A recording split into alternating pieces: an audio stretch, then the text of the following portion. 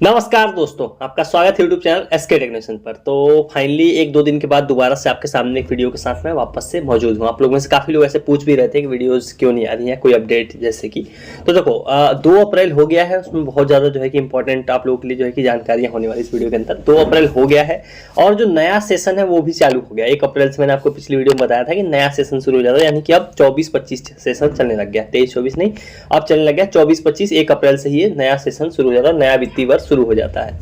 उसके बाद बीच में अभी काफी चीजें हुई हैं, मतलब बहुत लोगों का पैसा अभी तक नहीं आया। मैंने बोला था कि 1 अप्रैल तक आपको वेट करना है, 1 अप्रैल तक अगर आएगा तो आ जाएगा, उसके बाद बहुत कम चांस है, उसके बाद पैसा जनरल ओबीसी माइनॉरिटी का नहीं आएगा। तो सवाल यह है कि आएगा या नहीं आएगा। अभी मतलब बहुत लोगों को मतलब वो है कि क्या अभी भी पैसा आ सकता है नहीं आ सकता। उसके बाद दूसरा जो आप लोगों का स्टेटस को लेकर सवाल है, आप लोगों का स्टेटस अब इस तरह से दिखाने लगा, सत्यापित नहीं किया गया। यहीं पर स्टेटस में दिखने को मिल जा रहा है। आपको करंट स्टेटस चेक करो तो नीचे आपको क्या देखने को मिल रहा है, आपको नीचे देखने को मिल रहा है कि आपका जो है कि सत्यापित नहीं किया गया है।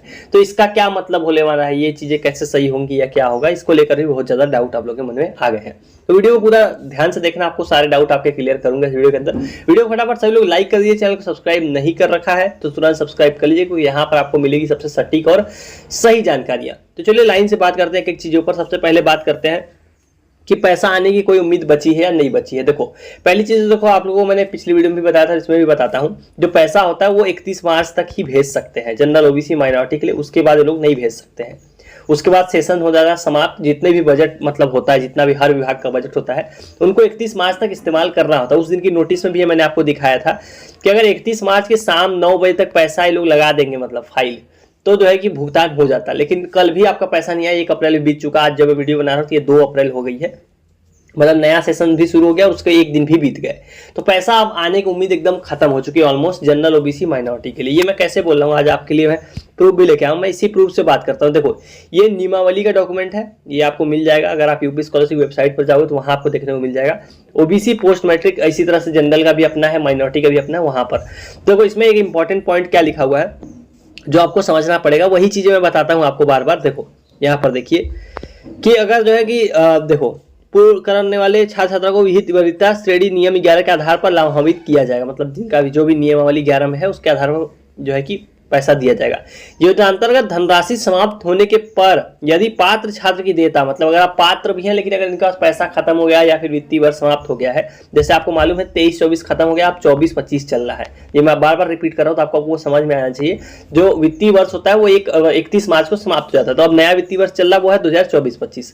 तो यदि पात्र छात्र, देखो धनराशि समाप्त होने के पर यदि पात्र छात्र की देयता लंबित रहती, मतलब अगर आपका पेंडिंग रह गया, पैसा नहीं मिला है, तो वह देयता अगले वित्तीय वर्ष में अग्रहित नहीं की जाएगी। देखो यहाँ लिखा है कि अगर आपका पेंडिंग रह गया, पैसा आपको नहीं मिला, तो वो जो आपकी पैसा आप सोच रहे होगे कि अगले वित्तीय वर्ष में मिल जाएगा, तो ऐसा नहीं होता है। यहाँ पर देखो क्लियर लिखा हुआ है, ये नियमावली ये सभी के लिए अलग अलग है, मतलब ओबीसी जनरल सबके लिए अलग अलग है, लेकिन सेम ही नियम है सभी के लिए। जो ओबीसी जनरल और माइनॉरिटी, इन 3 कैटेगरी के लिए एक ही नियमावली है। वो ये है कि आपका जो वित्तीय वर्ष समाप्त होने के बाद अगले वित्तीय वर्ष में आपके भुगतान की कार्रवाई नहीं की जाएगी। यहीं पर लिखा हुआ है, अगली लाइन में भी आप देख सकते हो, बार बार ये लोग लिख देते हैं ताकि चीजें जो है कि क्लियर होनी चाहिए। देखो यहाँ देखिए 5वें नंबर पॉइंट पे, अन्य पिछड़े वर्ग को छोड़कर दसमोत्तर छात्रवृत्ति शुल्क प्रतिपूर्ति योजना अंतर्गत वित्तीय वर्ष में विधान मंडल द्वारा आय व्यय में प्राविधानित धनराशि की सीमा तक नियमावली के प्राविधानों शर्तों को पूर्ण करने वाले पात्र छात्र छात्राओं को विहित वरीयता श्रेणी 11 के तहत पर लाभान्वित किया जाएगा। योजना अंतर्गत धनराशि समाप्त होने पर यदि पात्र छात्र की देयता लंबित रहती है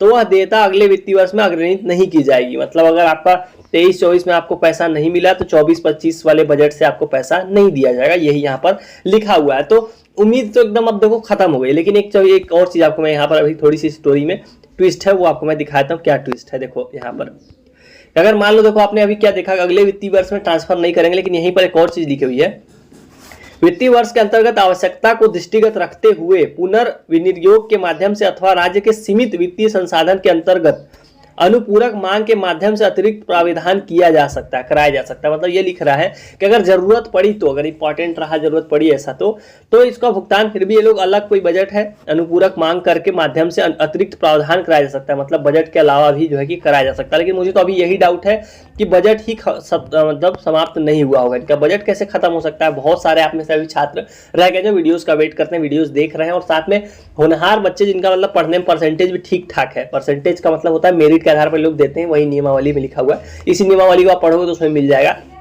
तो उसका मतलब होता है कि अच्छे परसेंटेज जिनके आए हैं उनको तो पहले मिलना चाहिए था।